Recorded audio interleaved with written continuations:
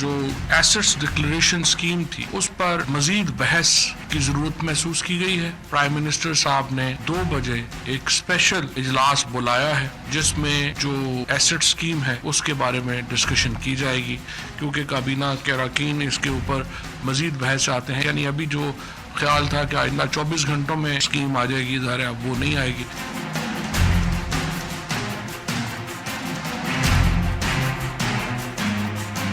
Welcome to News Wise. میں ہوں عارفہ نور. آج سب سے پہلے ہم بات کریں گے پاکستان تحریک انصاف کی حکومت کی جو اکنامک ہینڈلنگ ہے. لگتا ہے کہ جو کرائسیز ہیں وہ اس حکومت کے لیے ختم ہونے کا نام ہی نہیں لے رہے. پاکستان تحریک انصاف کی حکومت نے اپنی پہلی ایمنیسٹی اسکیم جو تھی وہ انٹروڈیوس کرنے کی کوشش کی, مگر اس کے اوپر جو ریزسٹنس آئی وہ حکومت کے اندر سے ہی آئی. 2 دن مسلسل کیبنٹ کی میٹنگز ہوتی رہی ہیں, مگر جو منسٹرز ہیں ان کا ہی کنسنسس نہیں ہو رہا کہ یہ ایمنیسٹی اسکیم جو ہے پاس کرنی چاہیے کہ نہیں کرنی چاہیے, انٹروڈیوس کرنی چاہیے کہ نہیں کرنی چاہیے. میڈیا رپورٹس کے مطابق بہت سارے تحفظات ہیں اور بہت ساری تنقید ہو رہی ہے حکومت کے اندر سے ہی کہ ریٹس کے اوپر, اس کے علاوہ کہ ایک ایسی اسکیم کو کیسے پولیٹیکلی سیل کریں گے یا ڈیفینڈ کریں گے جب خود ماضی کے اندر پاکستان مسلم لیگ نواز کی انٹروڈیوس کی ہوئی ایمنیسٹی اسکیمز پر پی ٹی آئی نے بہت تنقید کی. اس کے علاوہ یہ بھی کہا جا رہا ہے کہ کچھ منسٹرز نے یہ سوال کیا کہ کتنے لوگ اویل کریں گے اسکیم کو اور کتنے پیسے اکٹھے ہوں گے, اور یہ کہ کیا ایف پی آر وغیرہ میں اتنی ریفارمز ہو چکی ہیں کہ اگر یہ جو لوگ اس اسکیم کو اویل نہیں کریں گے ان کو پھر پکڑا جائے گا. اس طرح کے بہت سے سوال اٹھائے گئے ہیں. اب سوال یہ پیدا ہوتا ہے کہ یہ پی ٹی آئی کی حکومت اب آگے اس کے اوپر کیا کرے گی. ابھی بہت مشکل سے آئی ایم ایف اور اس حوالے سے جو ڈیبیٹ تھی حکومت کے اندر وہ ختم ہوئی نہیں تھی کہ اب اس ایمنیسٹی اسکیم پہ شروع ہو گئی ہے. اس حوالے سے بات کرنے کے لیے آج ہمارے ساتھ موجود ہیں حسان خاور صاحب جو ایک پبلک اور اکنامک پالیسی ایکسپرٹ ہیں, اور ساتھ میں عثمان ڈار صاحب جو معاون خصوصی برائے یوتھ افیئرز ہیں. ویلکم ٹو دا شو. جی عثمان ڈار صاحب, سو پہلے آپ سے شروع کریں گے اور یہ پوچھیں گے کہ 2 دن کیوں اتنے تحفظات رہے کیبنٹ کے اندر, اور کیا پہلے جب بات ہو رہی تھی کہ آپ لوگ یہ ایمنیسٹی اسکیم انٹروڈیوس کر رہے ہیں تو تب کیا وزیر اعظم صاحب کو اور فائنانس منسٹر کو نہیں معلوم تھا کہ اتنی ریزرویشنز یا اتنی ریزسٹنس حکومت کے اندر سے ہی آئے گی؟ دیکھیں پہلے تو میں ایک بات کلیئر کرنا چاہتا ہوں, ایسا کوئی ریزسٹنس کی بات نہیں ہو رہی ہے یا تنقید کی, یہ ایک کنسلٹیشن کا پروسیس ہے. اور میں سمجھتا ہوں آپ کو اس بات سے اندازہ ہونا چاہیے کہ اگر 2 دن سے یہ کنسلٹیشن پروسیس چل رہا ہے ود ان کیبنٹ اور آج ایک اسپیشل اجلاس بھی تھا, تو ہم اس کو پچھلی اسکیموں کی طرح نہیں صرف لانا چاہ رہے جی کہ ایک خاص گروہ کو اس کا فائدہ ہو. اگر آپ پچھلی اسکیم دیکھیں پی ایم ایل این کی, ایک تو انہوں نے 400 ارب کے ٹیکسز جو تھے وہ پلان کیے تھے کہ ہم کلیکٹ کریں گے, اور میں حالانکہ ہارڈلی 100 ارب کے قریب بھی وہ کلیکٹ نہیں کر سکے تھے اس اسکیم سے. دوسرا $10 بلین کے قریب باہری پیسہ تھا ملک سے, اور وہ پاکستان نہیں آیا, اسے انہوں نے روپیز میں کنورٹ کر دیا. تو جو فارن ایکسچینج اصل میں ملک کو ملنا چاہیے تھا اس ایمنسٹی اسکیم سے لیکن نہیں ملا. تو ہمارا ایک یہ جو ایسٹ ڈیکلریشن جس کو ہم کہہ رہے ہیں, ہم ایک تو چاہتے ہیں کہ اس میں زیادہ سے زیادہ جو فائدہ ہے وہ خزانے کو ہونا چاہیے, اور اگر کوئی فارن ایکسچینج بھی ڈکلیئر کرنا چاہ رہا ہے تو اس میں بھی ہم دیکھ رہے ہیں کہ اس کو فارن ایکسچینج تک ریسٹرکٹ کیا جائے تاکہ وہ باہر سے فارن ایکسچینج ہی لے کے آئے. جیسے کہ باہر آپ نے دیکھا پہلے وہ پاک روپیز لے کے آئے ہیں, لیکن اس میں بہت ساری اور چیزیں دیکھنے والی ہیں. کون سے پالیٹیشینز ہیں, کچھ پبلک آفس ہولڈرز ہیں, دین بزنس کمیونٹی ہے, کہا جا رہا ہے کہ آپ بالکل نہیں بہت سارا, میں جیسے کہہ رہا ہوں یہاں آپ کی سوسائٹی کے بہت سارے ایریاز ہیں جن کو ہم نے دیکھنا ہے کہ کن کو ہم نے اس ایمنسٹی میں لانا ہے, کس کو نہیں لانا. تو یہ ایک ہمارا کنسلٹیشن کا پروسیس ہے جس میں سے ہم گزر رہے ہیں. ایسا یہ کہنا کہ شاید ہمارے اندر سے کوئی آوازیں اٹھ رہی ہیں, ایسا بالکل نہیں ہے سر. وہ تو ہے نا, کیونکہ دیکھیں آپ لوگوں نے تو پارلیمنٹ کو ڈیفر کر دیا تھنکنگ کہ آپ آرڈیننس کو اس ہفتے میں پاس کر لیں گے, اور اب پتہ چل رہا ہے کہ کنسلٹیشن کا پروسیس جو ہے وہ شروع ہوا ہے. تو کچھ نہ کہیں تو حکومت میں کنفیوژن تھی. آپ کو یہاں یہ نظر آنا چاہیے کہ اس حکومت میں بادشاہت نہیں ہے. جیسے پہلے ایک بادشاہت تھی, وہ بادشاہ اسلامہ فیصلے کرتے تھے, اور پھر آپ نے دیکھا ان فیصلوں سے آج جو تباہی ہوئی ہے معیشت کی آپ کے سامنے ہی ہے.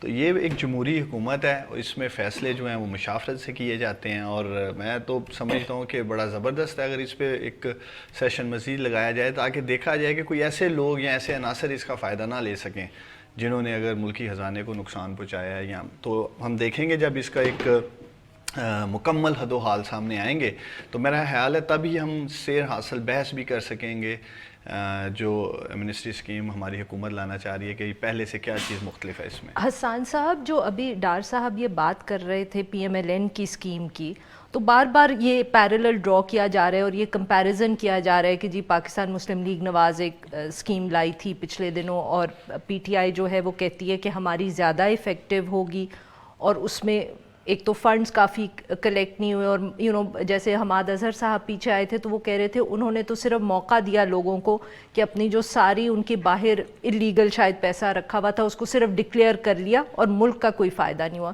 تو آپ کا خیال ہے کہ یہ جو پاکستان تحریک انصاف نے ایمنیسٹی اسکیم انٹروڈیوس کی ہے یہ زیادہ افیکٹو رہے گی in terms of collecting revenue, اور صرف لوگوں کو ایک موقع نہیں دے رہے ٹو لانڈر دیئر منی؟ عارفہ اس میں پہلے دیکھنا پڑے گا کہ فرق کیا ہے پچھلی اسکیم سے. جی، جو میرا خیال ہے نئے فیچرز اسکیم کے اندر ہیں وہ تو یہ ہے کہ ایک تو انہوں نے بے نامی ہولڈرز کو الاؤ کیا ہے اویل کرنا، ایک یہ ہے. عثمان صاحب نے آپ کو بتایا کہ جو فارن کیپٹل ہے اس کی ریپیٹریشن کی بات ہے کہ جو ریپیٹریٹ ہو اس کو یہ انسینٹیو دیا جائے. انڈسکلوز سیلز کی بات ہوئی، اگر کسی نے پہلے چھپائی ہے سیل تو وہ بھی آ سکتی ہے. تو یہ 3-4 وہ فیچرز ہیں جو پچھلی اسکیمز میں نہیں تھے.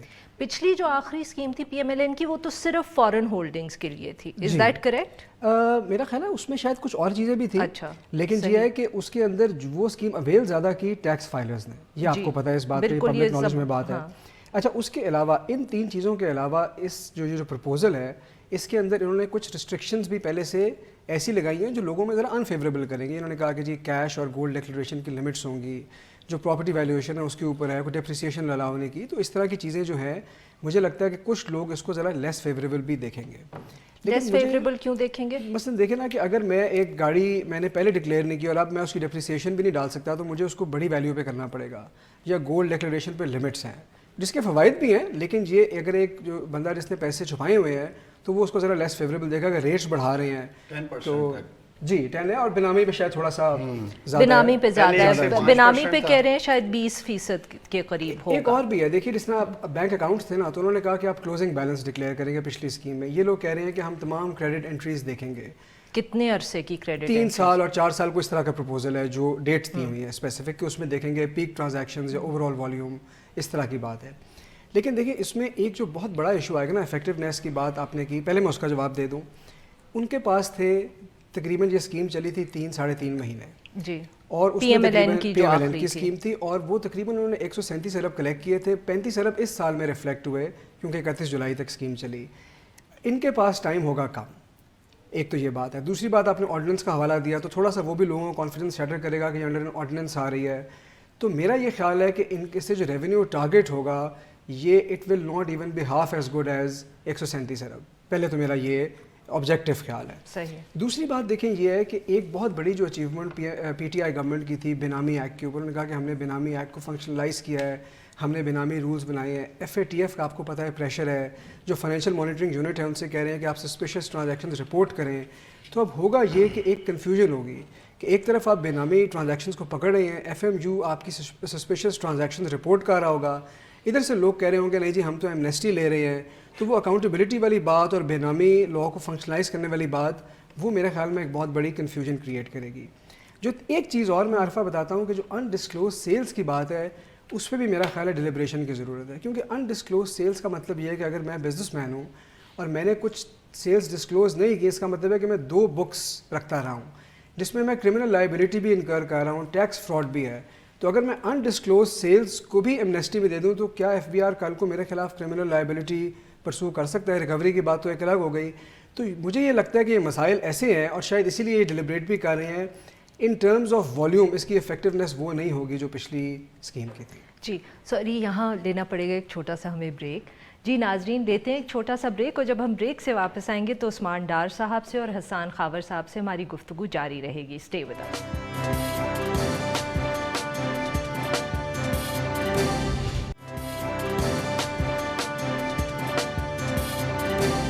Welcome back. हम गुफ्तगू कर रहे हैं उस्मान डार साहब से और हसन खावर साहब से जो पाकिस्तान तहरीक इंसाफ की प्रपोज्ड एमनेस्टी स्कीम है।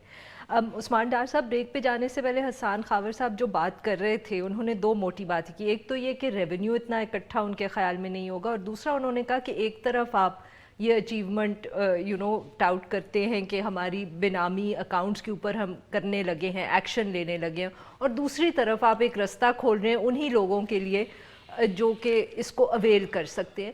तो यही बात सुना है कि कैबिनेट के अंदर भी हुई कि आपके कुछ जो कैबिनेट के मेंबर्स थे उन्होंने यही कहा कि हम कैसे इस चीज़ को पॉलिटिकली बेच सकते हैं जब हम खुद इतनी तनकीद करते रहे, और अगर आपका एजेंडा ही सारा अकाउंटेबिलिटी का था तो फिर आप कैसे जाके उन्हीं लोगों को कहेंगे या अपने वोटर्स को कहेंगे कि हम चोरों को एक रास्ता दे रहे हैं। इसीलिए मैंने आपको कहा है कि इसमें सबसे इंपॉर्टेंट देखने वाली चीज़ होगी कि कौन से आया जो पब्लिक ऑफिस होल्डर रहे हैं, जिन्होंने आया अपनी पोजीशन का फ़ायदा लिया, as a politician, as a bureaucrat, जो भी हैं, ये सारी चीज़ें ज़ेर बहस आ रही हैं जो अभी तक हम कंसल्टेशन प्रोसेस की बात कर रहे हैं। लेकिन तीन चीज़ें क्लियर हैं। एक तो ये एमनेस्टी स्कीम ला इसलिए रहे हैं कि इसका फ़ायदा ख़जाने को पहुँचे, चंद अफराद को नहीं पहुँचना चाहिए। जैसे मैंने आपको माजी में भी कहा कि वो $10 बिलियन तो बाहर ही रह गए, जिसके लिए असूली तौर पे वो अगर पाकिस्तान में आते हमारी मईशत को फ़ायदा होता, हमारा जो पहले तो इस पे हम जो स्ट्रिक्ट जो चीज़ें देख रहे हैं उनमें से एक ये भी है। दूसरा जो टैक्स रेट की हम बात कर रहे हैं, पहले 1 से 5% था, अब 10% है, 15 और 20% भी देखा जा रहा है, सिर्फ इसलिए कि खजाने को फ़ायदा हो। लेकिन जो ये बात कर रहे हैं पैसे कलेक्ट, सॉरी जस्ट एक चीज़, क्योंकि कन्फ्यूजन ये है कि कुछ लोग आके कहते हैं कि इस स्कीम का जो मकसद है वो डॉक्यूमेंटेशन है, और कुछ लोग कहते हैं कि नहीं, हमने ये देखना है कि रेवेन्यू क्या कलेक्ट होगा। तो ये भी कोई डिबेट हुई है कि और ऑब्जेक्टिव क्या है? तो उन लोगों को फेयरली एक चांस दे रहे हैं और आखिरी दफ़ा चांस दे रहे हैं। देखिए, आज से पहले जितनी भी एमनेस्टी स्कीम्स आई हैं इस मुल्क में, उसके बाद पहले यही कहा जाता था जी आप डिक्लेयर कर दें, एसेट डिक्लेयर कर दें और उसके बाद क्रैकडाउन होगा, जो कि नहीं हुआ। हम कमिटेड हैं, इसका जो भी टाइम फ्रेम दिया जाएगा उसके अंदाज़न कितना होगा वो अब मुझे नहीं अंदाज़ा कि अब वो जो भी टाइम फ्रेम है आप लोगों के सामने आ जाएगा, और उसके बाद फिर वाकई ही क्रैकडाउन होगा। अगर मुझे वो दोस्त सुन रहे हैं जिन्होंने इस एमनेस्टी स्कीम से फ़ायदा लेना है या एसेट डिक्लेयर करने है, और वो कर दें।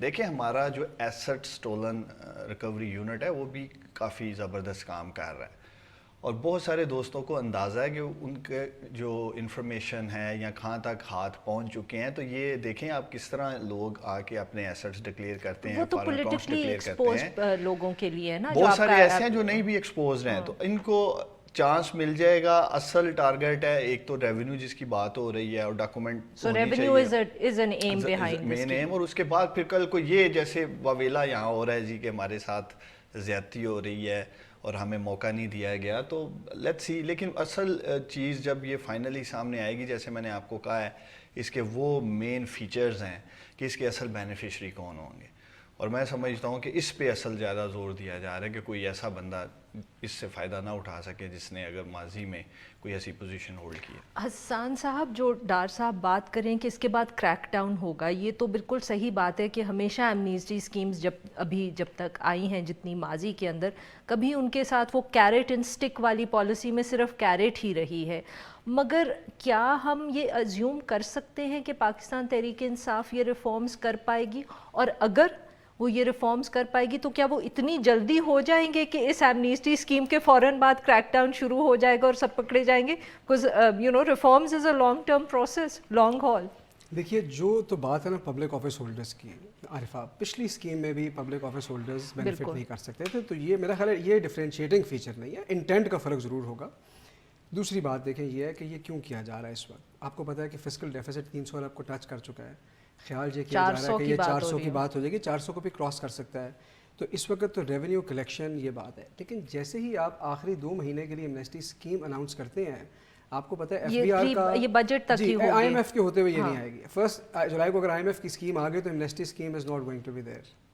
So you mean कि उससे so you mean कि ये होगी ही नहीं, or that they have to get it done before they will finish it off before IMF comes in. I'm just not going to be happy about it.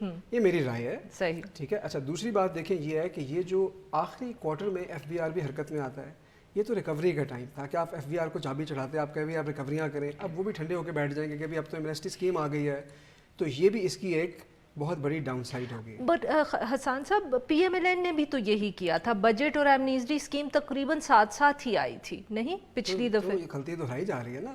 دیکھیے ہم یہ تو نہیں کہہ رہے کہ انہوں نے ٹھیک کیا, صحیح, ان کی بھی یہی, انہوں نے بھی یہ غلط کیا. یہ وقت تو بالکل نہیں ہے. ہاں آپ نیا سال جب شروع کرتے تو پھر آپ کرتے. اچھا انفورسمنٹ کی آپ نے بات کی, دیکھیں میرے خیال میں انفورسمنٹ کا ٹائم یہ تھا, صرف اس لیے نہیں کہ یہ آخری کوارٹر, وہ وجہ بھی ہے پی ٹی آئی کی حکومت آئی, نئی حکومت ہے, ان کا وعدہ اکاؤنٹیبلٹی ہے, ان کا وعدہ تھا کرپشن کے خلاف جائیں گے, ایک لوگوں کے اندر ول تھی, انہوں نے ایمنیسٹی اسکیمس کی مخالفت کی, ایف اے ٹی ایف کا پریشر ہے, وہ منی لانڈرنگ کے جو رولز ہیں اس وقت فلی فنکشنل ہیں, وہ آپ کا ایف ایم یو میں نے آپ کو بتایا کہ ایس ٹی آر دھڑ جنریٹ کر رہا ہے, انہوں نے بینامی لا کو ایکٹیویٹ کیا, بہت اچھی ڈائریکشن میں چیز چل رہی تھی.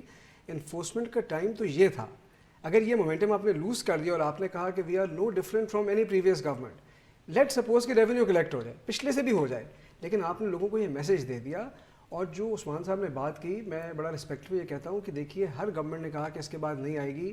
پہلی دفعہ پاکستان کی ہسٹری میں ہو رہا ہے کہ ایک فائنینشیل ایئر میں 2 ڈفرینٹ ایمنیسٹی اسکیمز انٹروڈیوس کی جا رہی ہیں. ڈاکٹر صاحب یہ کہیں بات ڈسکس ہوئی کہ پہلے بجٹ گزار لیں یا آئی ایم ایف سے بات ہو اور اس کے بعد انفورسمنٹ پہلے کر لیں اور اس کے بعد پھر ایمنیسٹی اسکیم کی طرف جائیں؟ ایسا کوئی بات ڈسکس نہیں ہوئی, لیکن میرا خیال ہے یہ ساری ہم ایک پری میچور گفتگو کر رہے ہیں. جب تک ایمنیسٹی اسکیم سامنے نہیں آ جاتی اور اس کے جو فیچرز ہیں اس کے اوپر پھر میں نے جیسے آپ کو کہا ہے کہ گفتگو ہوگی جی کہ اس میں کیا بہتر ہے کیا نہیں ہے. ہم سمجھتے ہیں کہ ہماری حکومت جو کچھ بھی کرنے جا رہی ہے اس کا مین ایم یہی ہے کہ ریونیو جنریٹ کیا جائے, ملک کو فائدہ ہو, اور وہ لوگ جنہوں نے ایسٹ ڈکلیئر نہیں کیے ہیں ان کو ایک لاسٹ چانس دیا جائے کہ وہ اپنے اثاثے ڈکلیئر کریں, اس پہ ٹیکس جمع کرائیں, اور ایف بی آر کو بھی سستی کا ایک لاسٹ چانس دیا جائے, اور اس کے بعد وہ کوئی گلہ نہ کریں جی کہ کریک ڈاؤن ہوا ہے اور ہمارے ساتھ جو ہے نا وہ کوئی پولیٹیکل وکٹمائزیشن. بہت بہت شکریہ عثمان ڈار صاحب, بہت بہت شکریہ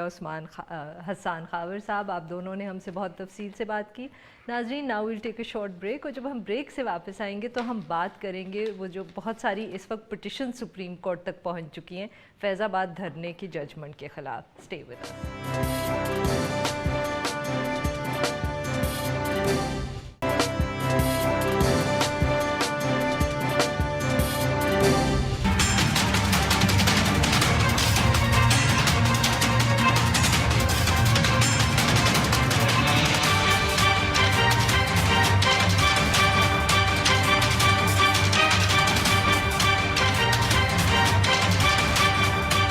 ویلکم بیک. پروگرام کے اس حصے میں ہم بات کریں گے جو فروری کے اندر سپریم کورٹ کے ایک تفصیلی فیصلہ آیا 2017 کا فیض آباد دھرنے کے حوالے سے. اس فیصلے کے اوپر اب تک سپریم کورٹ کے اندر کافی زیادہ پٹیشنز آ چکی ہیں نظر ثانی کے حوالے سے. ان میں سے ایک پٹیشن پاکستان تحریک انصاف کی ہے تو دوسری ایم کیو ایم کی ہے. ان دونوں سیاسی جماعتوں نے یہ پٹیشن کی ہے اور اعتراضات اٹھائے ہیں جو اس ججمنٹ کے اندر ان کے کردار کے حوالے سے بات کی گئی تھی, خاص طور پہ جو پاکستان تحریک انصاف نے دھرنا دیا تھا 2014 میں, اور جو 12 مئی کا واقعہ تھا کراچی کے اندر, اس کے اندر جو ایم کیو ایم کا کردار تھا. اس کے علاوہ 2 پٹیشنز جو آئی ہیں وہ ایک الیکشن کمیشن اور ایک ڈپارٹمنٹ آف ڈیفنس کی طرف سے آئی ہے, اور یہ پٹیشنز ہیں جو ای سی پی کا اور فوج کا کہ ایک کانسٹیٹیوشنل انسٹیٹیوشنز کے حوالے سے جو آبزرویشنز تھیں اس ججمنٹ میں. ای سی پی کے اوپر سوال اٹھائے گئے تھے کہ انہوں نے تحریک لبیک پاکستان کی فنڈنگ اور رجسٹریشن کے حوالے سے کیا کردار ادا کیا, اور فوج کا کیا کردار رہا تھا اس سارے دھرنے کے اندر. ان سب پٹیشنز کا جو آئی ہیں جو آبزرویشنز ہیں اس ججمنٹ کے اوپر ان پارٹیز اور ان انسٹیٹیوشنز کے حوالے سے, ان کے اوپر انہوں نے کہا ہے کہ نظر ثانی کرنی چاہیے. مگر سوال یہ پیدا ہوتا ہے کہ ان پٹیشنز کا لیگل سکوپ کیا ہوگا اور وہ ایگزیکٹلی چاہتے کیا ہیں سپریم کورٹ سے ان پٹیشن سے. اس ایشو پہ بات کرنے کے لیے ہمارے ساتھ موجود ہیں قادر صاحب جو ماہر قانون ہیں, سابق اٹارنی جنرل ہیں. ویلکم ٹو دا شو عرفان صاحب. جی تھینک یو ویری مچ. جی عرفان صاحب, تو آپ نے غالباً ایم کیو ایم کی پٹیشن جو ہے فائل کی ہے اس ریویو پٹیشن اس ججمنٹ کے حوالے سے, تو ایم کیو ایم کے کیا تحفظات ہیں اور کیا ایگزیکٹلی آپ چاہتے ہیں سپریم کورٹ سے کہ وہ اس ججمنٹ کے حوالے سے کہ کیا ریویو کروانا چاہ رہے ہیں آپ؟ سب سے پہلی بات تو ہم یہ چاہتے ہیں کہ یہ جو آرڈر ہے ذات خود ایک لیگل آرڈر ہے اور انکانسٹیٹیوشنل ہے, اور پورا جو آرڈر انہوں نے کیا ہے، ہماری یہ ریکویسٹ ہے سپریم کورٹ سے کہ اس کو سیٹ اسائڈ کیا جائے، سارا آرڈر. سارا آرڈر. اور اس کی وجہ یہ ہے کہ ایک تو اس کیس میں تو ایم کیو ایم پارٹی نہیں تھی جی. اور ایم کیو ایم فیض آباد دھرنا جو ہے جن انسیڈنٹس کو منسلک کیا گیا ہے through implication M Q M کو امپلیکیٹ کرنے کی کوشش کی گئی ہے ان اے وے، وہ انسیڈنٹ اور یہ انسیڈنٹ ان کا آپس میں کوئی تعلق نہیں ہے. اور تیسری بات جو اس میں تھی، اہم بات جس کی وجہ سے کہ یہ پٹیشن فائل کی گئی ہے اور جو کہ ایک اہم نقطہ اٹھایا گیا، وہ یہ اٹھایا گیا کہ سپریم کورٹ آرٹیکل 184(3) کے تحت ایکیڈیمک کویسچنز نہیں ڈیسائیڈ کیا کرتی، اور یہ بہت سارا ڈسکشن جو اس میں ایکیڈیمک ہے.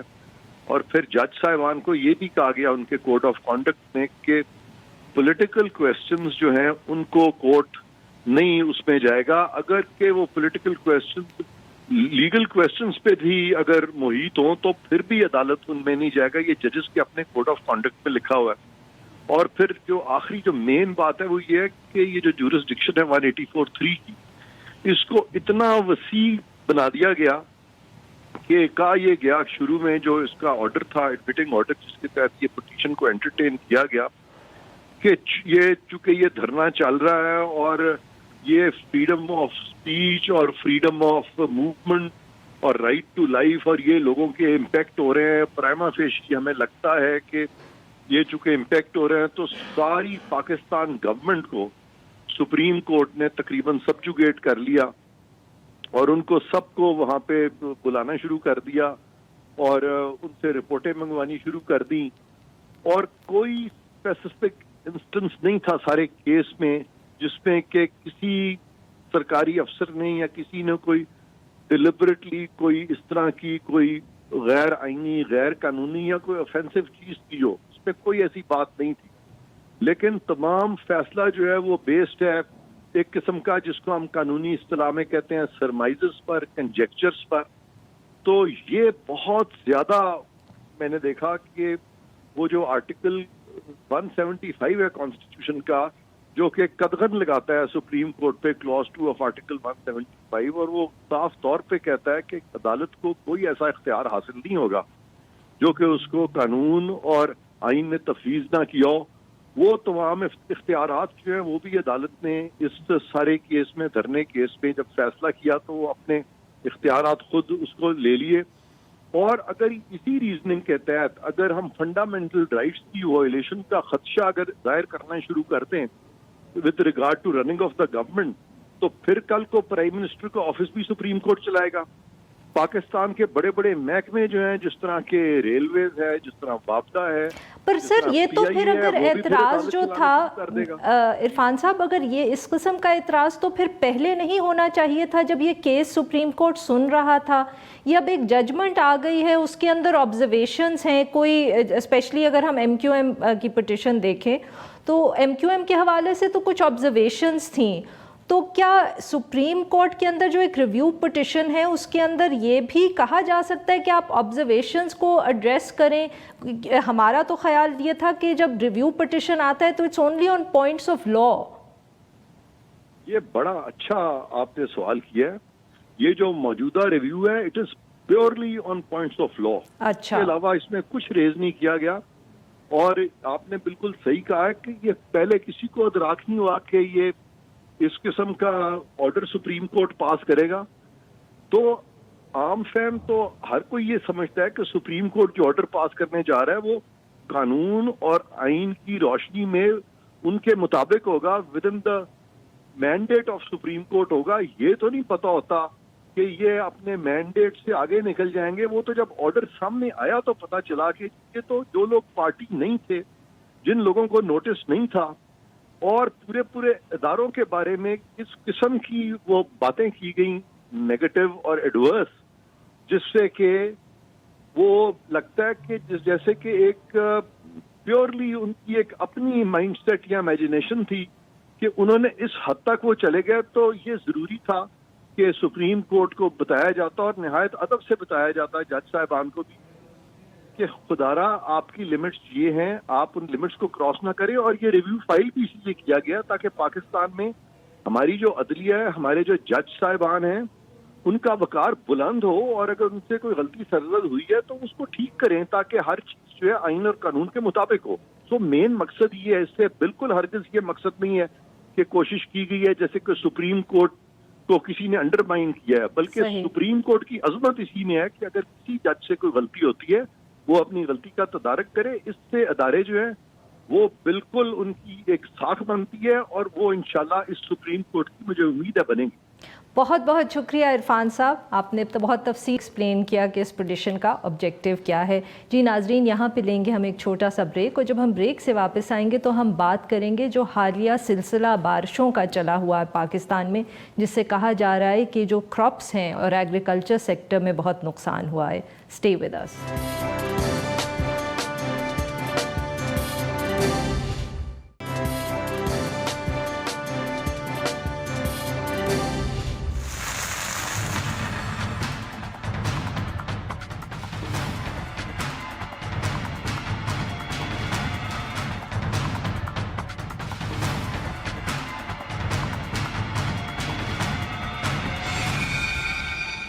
Welcome back. پروگرام کے آخری حصے میں ہم بات کریں گے موسم کی. آج کل ملک بھر کے اندر بارشیں جاری ہیں جس کی وجہ سے ایگریکلچر سیکٹر میں خاص طور پہ بہت نقصان ہوا ہے.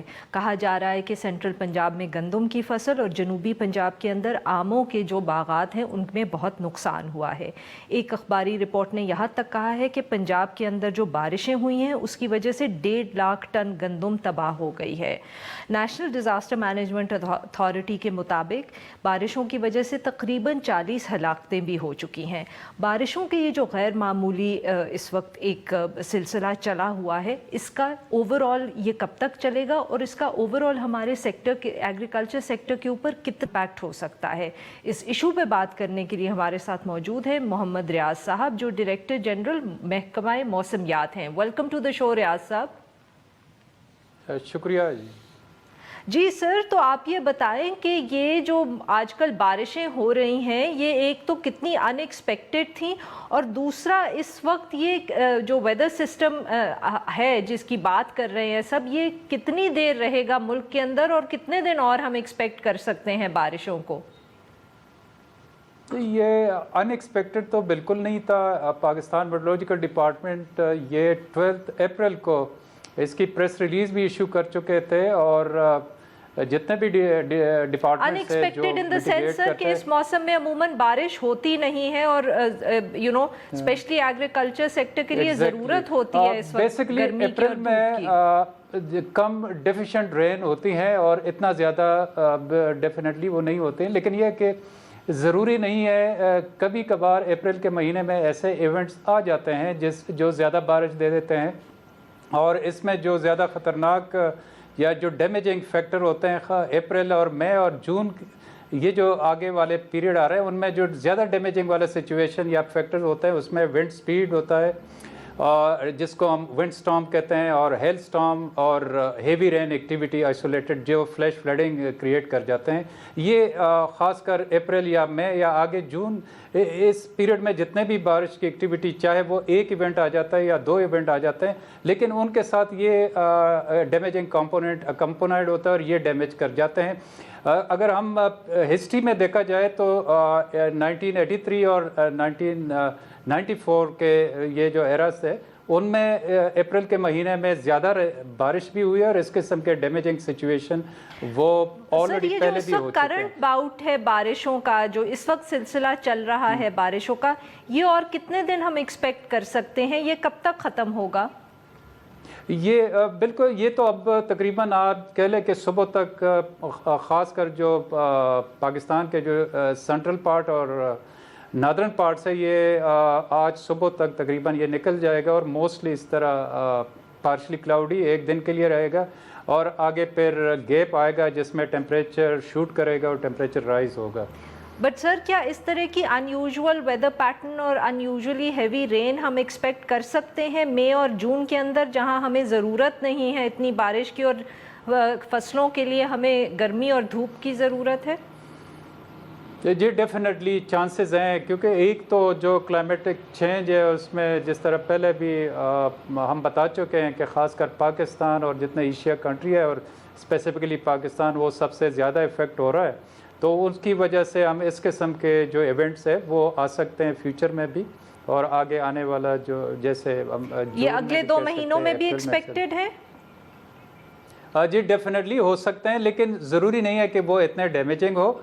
लेकिन मैं ज़रूर ये कहूँगा कि जो भी इवेंट आता है, ख़ासकर मैंने बता दिया कि जो अप्रैल है या मई है, जून है, उनके साथ डस्ट स्टॉर्म, विंड स्टॉर्म्स के साथ हेल स्टॉर्म ये डेफिनेटली होते रहते हैं, और उसकी वजह से ज़्यादा नुकसान जो हो जाता है, चाहे क्रॉप्स हो, ट्रीज़ हो, और जितने भी या इंफ्रास्ट्रक्चर है या जो मकानात हैं या एक्सीडेंट्स है, वो ज़्यादा विंड स्टॉर्म्स और हेल स्टॉर्म्स की वजह से वो हो जाते हैं, और वो आगे भी इस किस्म की एक्टिविटी एक्सपेक्टेड हो सकती है। सर, तो आगे हम क्या एक्सपेक्ट कर रहे हैं? जनरली ये जो पिछले 1-2 दिन के अंदर मौसम रहा, और अगर आगे अनएक्सपेक्टेड मौसम रहेगा तो इसका फसलों के ऊपर और क्रॉप्स का के ऊपर क्या इम्पैक्ट हो सकता है ओवरऑल? क्रॉप्स के ऊपर जिस तरह पिछले साल भी जब हम देखे जाते हैं तो ख़ासकर केपी में जितना वेट क्रॉप था उसके ऊपर काफ़ी इफ़ेक्ट हुआ, और वो काफ़ी हद तक ज़्यादातर ख़राब हुआ है। पंजाब के शमाली पंजाब के एरिया में भी इस किस्म के हुए, पिछले साल भी हुआ था। इस साल भी चूँकि सिंध ऑलरेडी वहाँ पे जो प्रोसेस है वो कंप्लीट हो चुके हैं, जो मेन क्रॉप है गंदम का वो कंप्लीट हो चुके हैं, लेकिन पंजाब और केपी और ज़ाहिर है आगे जो गिलगित बल्तिस्तान या वो इलाके हैं, यहाँ पे अभी उसकी प्रोसेस कंप्लीट नहीं हुआ है। तो डेफिनेटली फ़िलहाल इस बारिश ने भी काफ़ी डैमेज किया है, और आगे भी जो इवेंट आएगा तो इससे बेहतर है कि जितना जल्दी प्रोसेस कर सकते हैं उसको प्रोसेस करना चाहिए, ताकि आगे कोई इवेंट शुक्रिया मोहम्मद रियाज, आपने हमसे बात की। नाजरीन, आज के लिए बस इतना ही। Will be back tomorrow at the same time.